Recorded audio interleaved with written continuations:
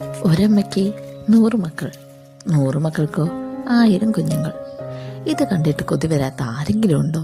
കൊതിമൂത്ത് ഞാനും വെട്ടിയെടുത്തൊരു കുഞ്ഞിനെ, കുനുകുന അരിഞ്ഞെടുത്ത ചക്കക്കുഞ്ഞിനെ ഒരു പാത്രത്തിലാക്കിയെടുത്തു. നമ്മളിന്ന് മുത്തശ്ശിയുടെ സ്പെഷ്യൽ റെസിപ്പി ആട്ടോ ട്രൈ ചെയ്യാൻ പോകുന്ന. ചൂടായ വെളിച്ചെണ്ണയിലേക്ക് കടുകിട്ട് വറുക്കുന്നതിന് പകരം അരിമണിയിട്ട് വറുക്കുന്ന സ്പെഷ്യൽ റെസിപ്പി.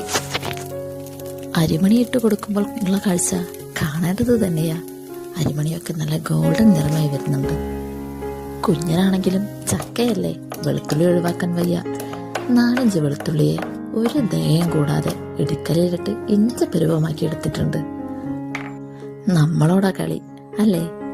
ചൂടായ വെളിച്ചെണ്ണയിലേക്ക് വെളുത്തുള്ളി ഇടുമ്പോൾ കൂടെ കൂട്ടിന് വറ്റൽമുളകും തൊടിയിൽ നിന്ന് പറിച്ചെടുത്ത കറിവേപ്പിലയും കൂടി ഇട്ട് കൊടുത്തിട്ടുണ്ട്. കണ്ടോ ചീനച്ചട്ടിയിൽ ഒരു DJ പാട്ട് നടക്കുന്നത്? നിറ പോവാൻ വെള്ളത്തിലിട്ട് വെച്ചിരിക്കുന്ന ചക്കക്കുഞ്ഞന്മാരെ നമുക്കിനി ചീനച്ചട്ടിയിലേക്ക് ഇടാം. ചക്കക്കുഞ്ഞന്മാർ മൊത്തം ചട്ടിയിലെത്തിയപ്പോൾ മേമ്പടിക്കായി അല്പം ഉപ്പും മഞ്ഞൾപ്പൊടിയും ഇട്ടു. ഞാനേ ഉപ്പേരി ഉണ്ടാക്കുമ്പോൾ വെളിച്ചെണ്ണയിൽ മാത്രമല്ല കേട്ടോ വേവിക്കുക. എനിക്ക് വേവിക്കാൻ കുറച്ച് വെള്ളം കൂടെ വേണം.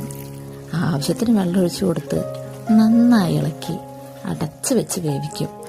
നന്നായി വെന്ത് കിട്ടാൻ ആ മൂടിയെടുത്ത് മാറ്റുമ്പോൾ ഒരു മണം വരാനുണ്ട്.